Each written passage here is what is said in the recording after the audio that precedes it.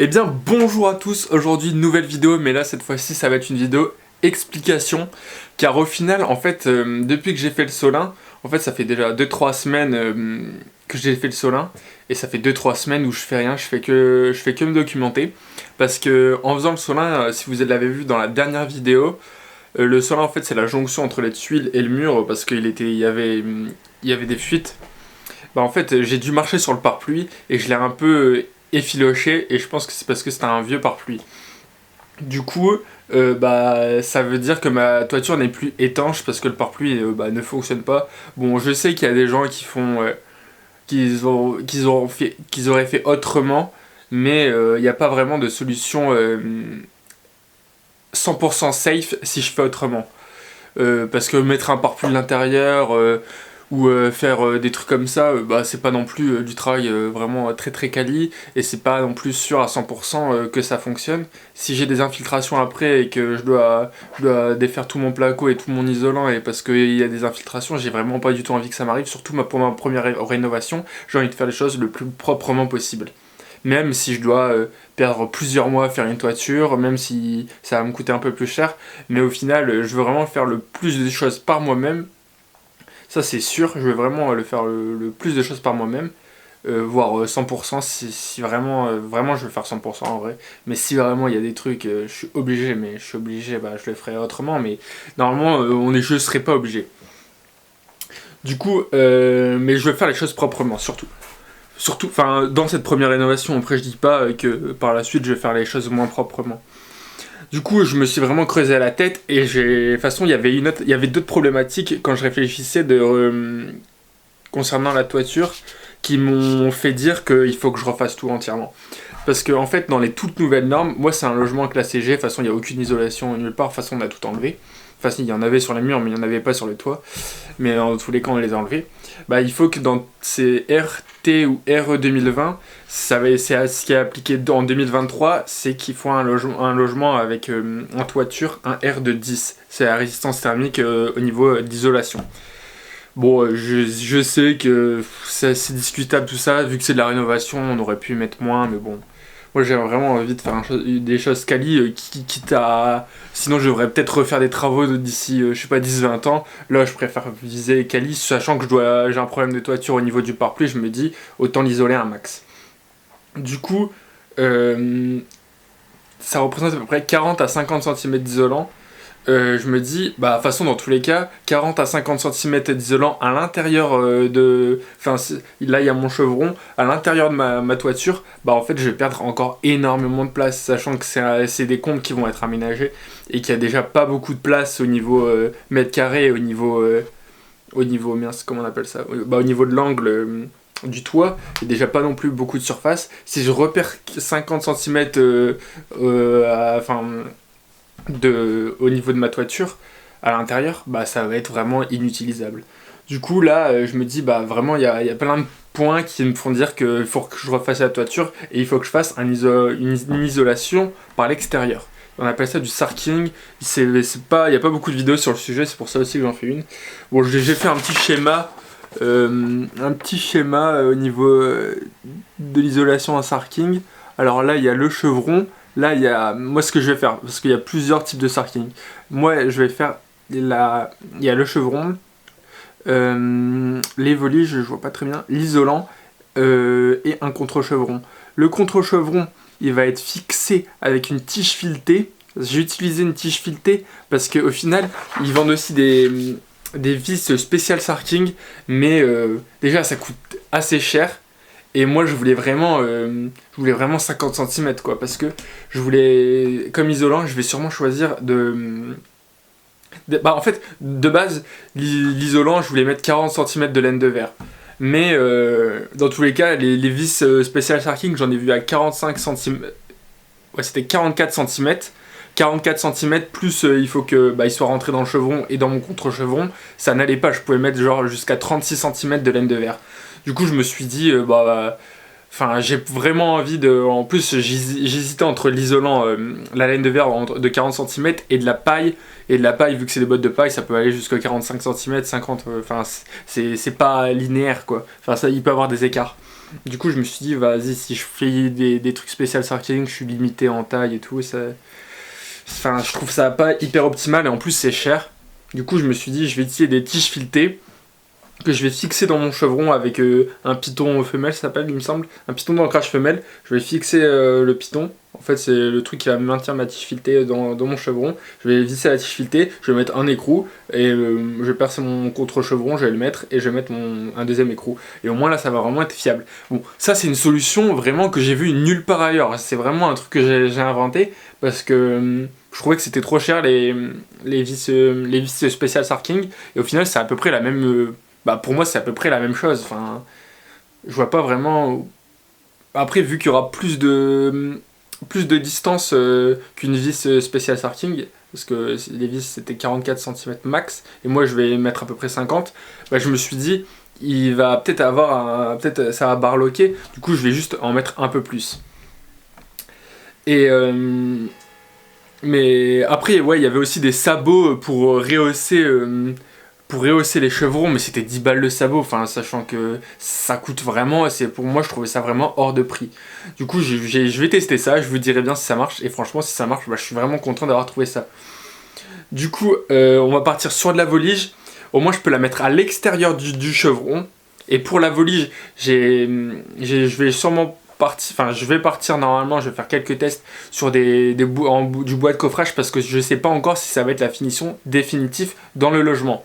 Et j'ai pas envie de partir sur un truc cher, j'ai vraiment envie de partir sur le truc le moins cher possible, sachant que je suis vraiment pas sûr de mon coût. Et quitte après à remettre du placo ou à refaire une autre finition, au moins ça c'est plus un test, vu que moi je suis vraiment nocivis. Bon, il n'y a plus de batterie, je vais vous reprendre sur mon téléphone pour terminer la vidéo. Bon, le son est beaucoup moins bien, la qualité est beaucoup moins bien, mais bon. J'avais vraiment envie de finir cette vidéo parce que ça fait 3-4 semaines que je sortais, enfin que je travaillais plus sur l'immeuble et ça me tient au cou, enfin ça me tient à cœur quand même de vous tenir au courant et ça me motive aussi. Du coup, je disais, au niveau des volises, je vais partir sur du bois de coffrage vraiment le moins cher possible. Parce que de base, enfin, je veux juste que ça reprenne la fonction, surtout, c'est de tenir mon isolant et que je puisse aussi marcher sur le. Ça, c'était aussi un très très gros argument, de marcher sur la toiture de manière plutôt safe. Alors que si je marche sur les chevrons et sur les lattes, c'est beaucoup moins safe. Hein.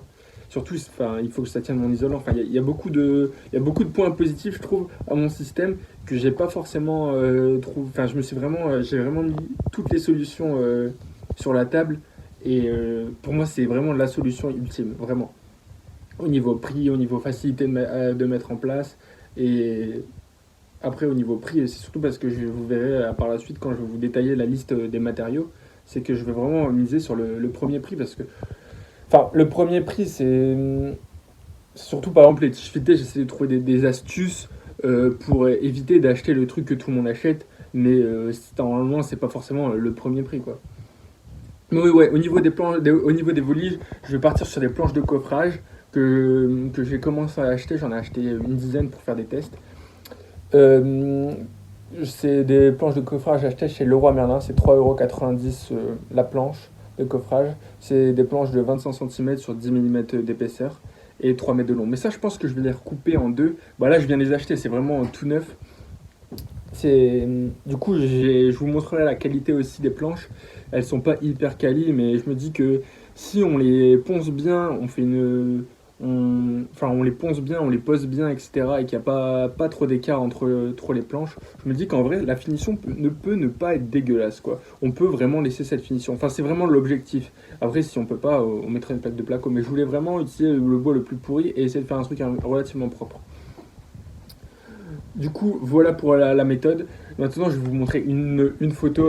Maintenant, je vais vous montrer une photo sur à quoi ça va ressembler les voliges. D'ailleurs, il faut aussi que moi, je trouve ça plutôt chaleureux et en vrai, ça donne un style, je trouve. Et là aussi, il va falloir que je passe. Il faudra vraiment que je passe de manière stratégique des câbles pour l'électricité. Parce que vu que ça va pas être du placo, etc., il va falloir que je passe quelques câbles pour si je veux éclairer la charpente de manière plutôt esthétique. Du coup, ça, il faudra que je le fasse en même temps. Et ouais, niveau des voliges, c'est vraiment là ce que j'entame. En fait, on va prendre des planches, on va les couper déjà à 1,50 m pour que ce soit moins galère à poser enfin, sur les chevrons. Parce que c'est pareil, c'est une vraie galère aussi à, à monter sur le toit, etc. Parce que les échelles et tout, c'est pas forcément, j'ai pas forcément le meilleur matos et c'est très très pentu. Je sais pas combien il y a de degrés, mais c'est vraiment très très pentu. Du coup, voilà. Du coup, là, les planches, je vais les couper à 1,50 m. Je vais essayer d'utiliser une défonceuse que j'ai achetée je vais la recevoir dans quelques jours pour créer des rainures. Enfin, pas des rainures, mais comment on appelle ça? Une sorte d'encoche. Une sorte d'encoche. Attendez, je vais vous la dessiner vite fait. Une sorte d'encoche.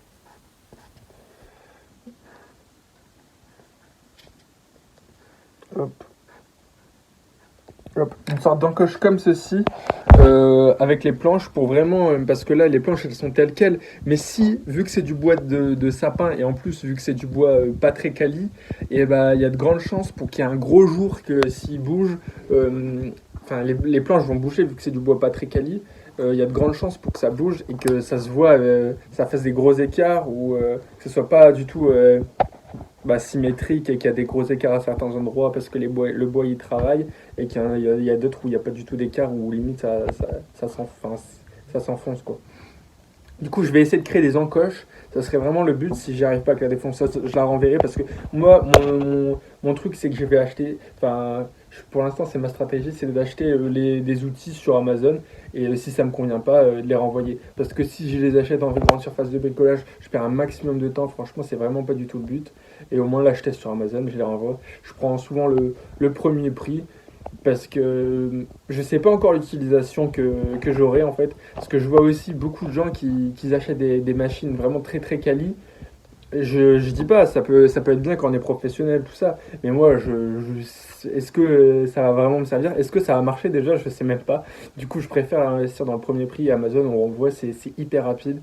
Au moins, je passe pas du tout mon temps à Brico Dépôt ou à Leroy Merlin. Ils vont me faire chier sur l'emballage, etc. Alors que là, je sais qu'Amazon, c'est carré, je l'ai en prime en 2 jours.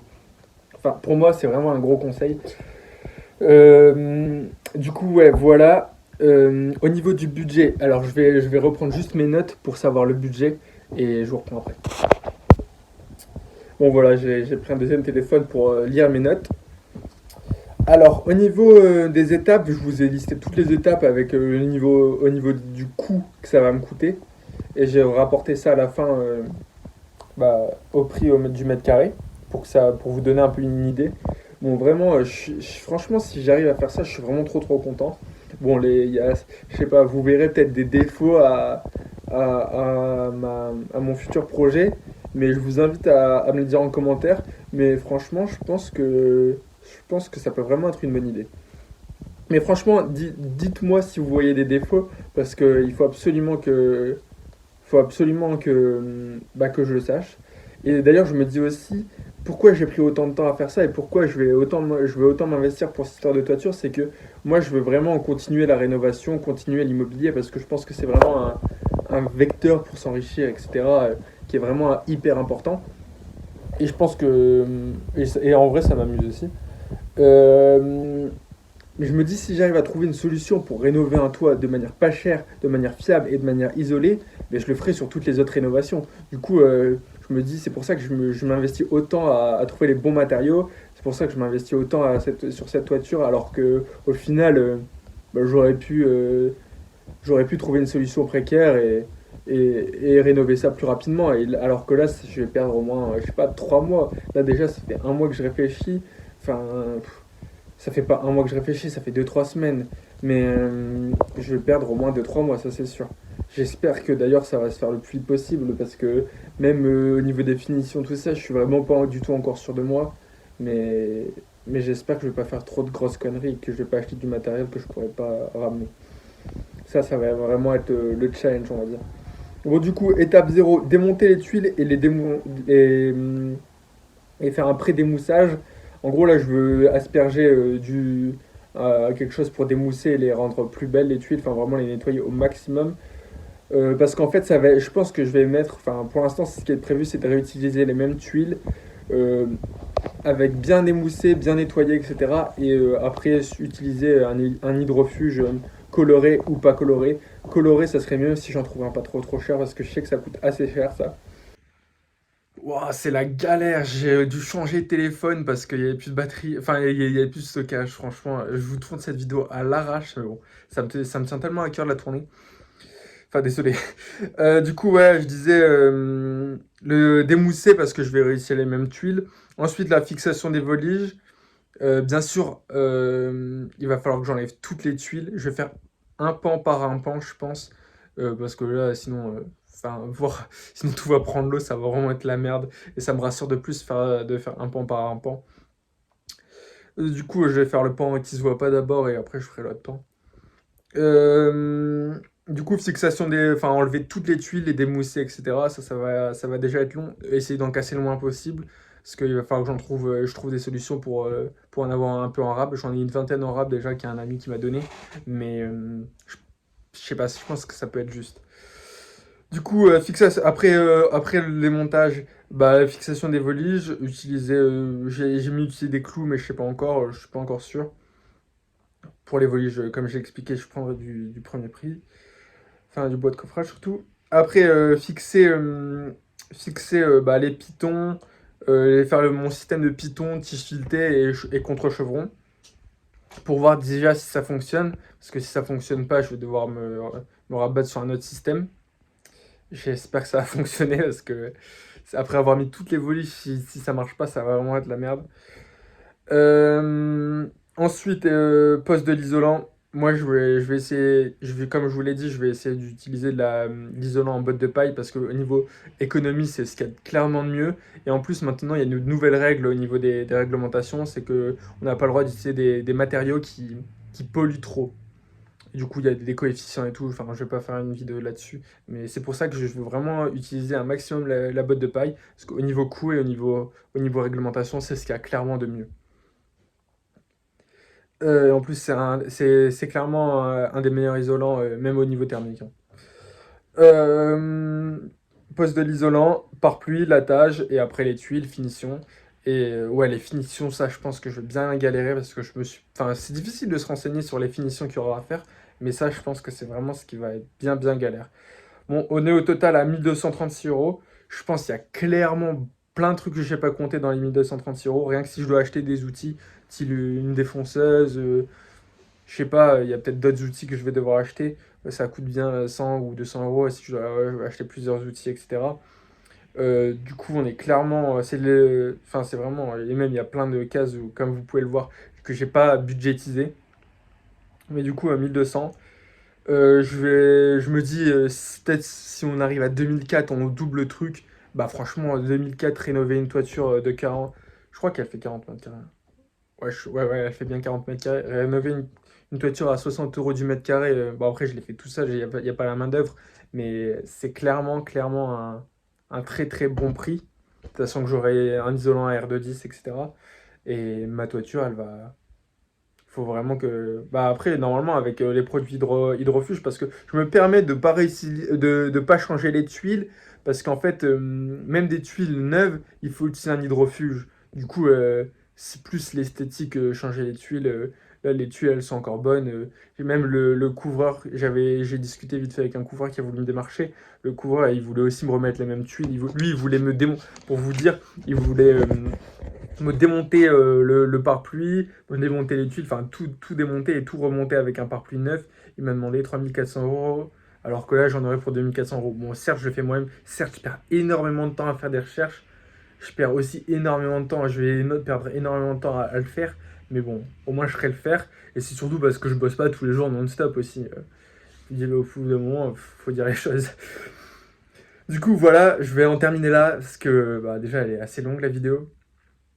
Je vous invite à réfléchir sur mon système, enfin sur mon système, sur la méthode du sarking que je vais employer, sur les choix des matériaux que je vais faire, le choix de la tige filetée surtout, ça c'est vraiment... Ouais.